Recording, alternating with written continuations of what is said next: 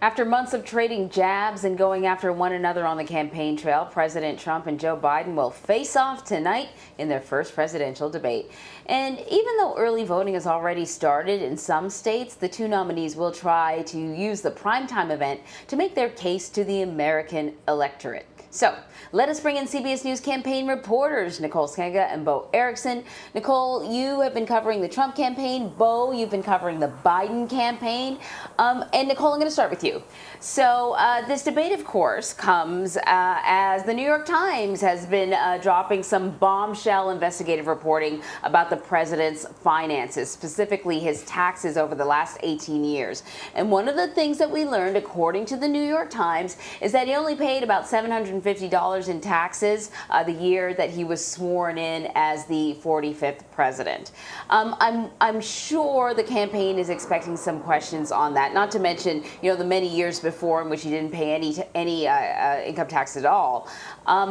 Do we know what the strategy is for the campaign to combat this storyline? Because during the last debate, sorry, Nicole, during the last debate when he was called on his taxes by Hillary Clinton, what he said was that he was smart. That was proof that he was smart, is that he got out of paying the taxes. So what's going to be the storyline now? Well, and I'm glad you bring that up, Anne-Marie, because the president is certainly going to allude back to that fact again. And going to all of these Trump campaign rallies, it's very clear that his base voted for him in 2016 because they believed that he was a smart businessman who understood the loopholes and how to get around them when it came to paying taxes. A lot of supporters telling me, hey, we're jealous that we didn't figure that out. But what we notice when we look at this New York Times report is that the president has reported losses in his businesses for 10 out of the 15 years that he did report. And so it raises this question undermining that premise of, well, how are you a successful businessman? How can you defend your record on stage at the debate? Trump campaign aides that I speak with tell me they think a lot of this math is lost on voters. However, they feel the president can make the case that he has been signing the front of paychecks for 47 years while former Vice President Joe Biden was in the Senate, that he is still a businessman, that he understands how the economy works, and sort of pivot back. You know, I spoke to former campaign manager from 2016, Corey Lewandowski, yesterday. He joked with me he's never met an American who has said, boy, I wish I paid more in federal income taxes. So we'll see, as the president is sure to try to sort of lean into this argument that he has been a good businessman, that he has figured out a way out of the system, and that he is now eliminating some of those loopholes as president. But of course, for the Biden camp, I mean, it's not about whether or not people like paying taxes. I don't know anybody who likes paying taxes. I don't like paying taxes. You don't like paying taxes. The question, of course, becomes when you are a single mom, like my mom was, raising two children and trying to put herself through school and trying to ensure that we have food on the table. She pays more in taxes. And this was like a long time ago. Somebody called me a person of a certain vintage. And so that is, I think, the issue for a lot of voters. It's not whether or not you're smart or wily enough to game the system so that you don't end up paying any taxes. We went back, our producer Steve went back and looked at the tax returns for Governor Mitt Romney when he was running for president of the United States back in 2012. He released his tax report. It showed that in 2012, he's a millionaire, perhaps even a billionaire as far as I know, but he is certainly a well-to-do businessman. He paid $1.9 million in taxes, which is an effective rate of 14.1%, giving the government more than he could have, right? So, you know, I know that the Trump campaign wants to spin this about the president being wily, but for the Biden folks, I mean, they can point to his track record as a failed businessman. It's not that he hasn't had a lot of businesses, but he has never shown a profit. In fact, what these returns show is that his businesses have failed to return a profit. They've been in the red for more oftentimes than they've been in the black. But if Joe Biden gets into the weeds with this stuff, he's going to lose people's interest. Correct. And so after the story came out, it was a very long story, and I wasn't even done reading it yet, it seems. And the Biden campaign was already out with this digital spot highlighting how different types of jobs throughout the country who usually pay more in federal income tax than $750 are trying to say, look, you are working so hard wherever you are out in the country, and this is how some very wealthy people in the country get a break on their taxes.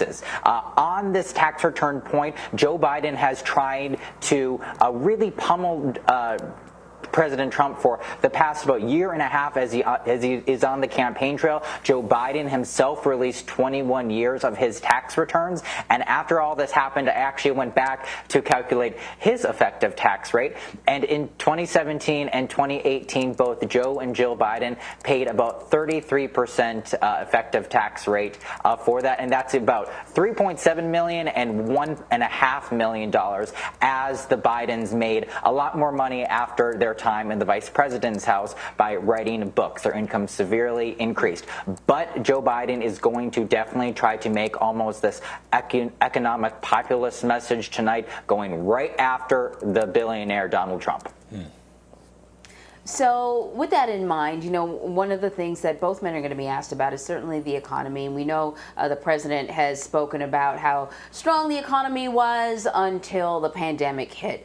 But Joe Biden is going to have to convince people that he is the man to manage the economy should he win while we're still in the middle of this pandemic.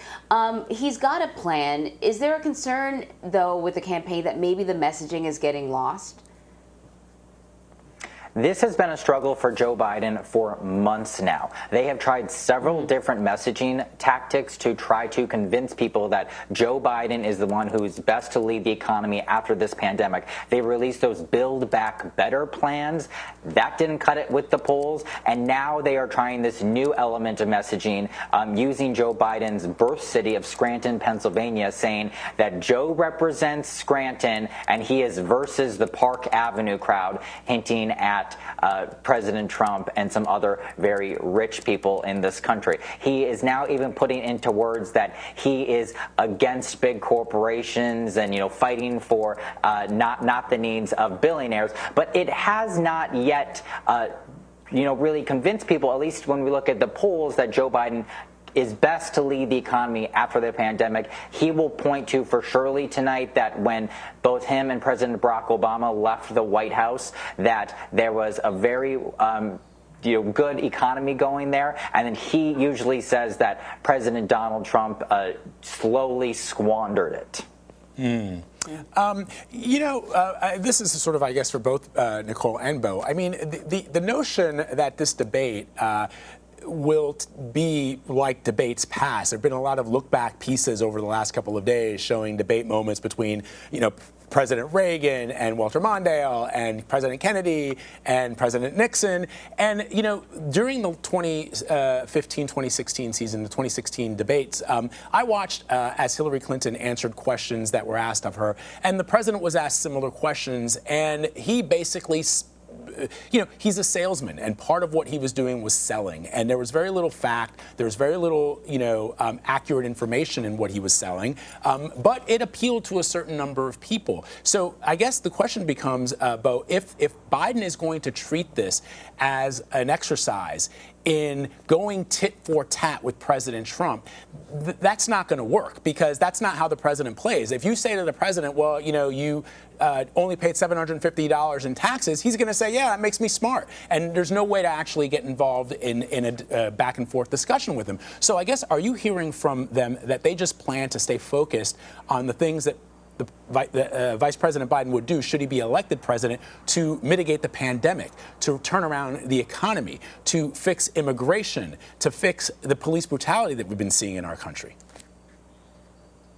Correct. And I reported this weekend that in the debate prep for Joe Biden, his advisors are stressing to him to stay out of the weeds. Joe Biden was in 11 Democratic primary debates throughout this campaign already. And at times, as other people can remember, Joe Biden loves to talk about details, specifically policy details. And sometimes when he's trying to lay out these 5-point policy details, he's kind of got a little lost in the shuffle, and that's when we start hearing these stories from decades in the past. So they're trying to focus on directly of what he will do next year in 2021 if elected. They do feel like some of the topics tonight, as you mentioned, racial justice and also the president's handling of COVID-19, that these are elements that Joe Biden can kind of retool some of his criticisms that he's been launching at the president for months.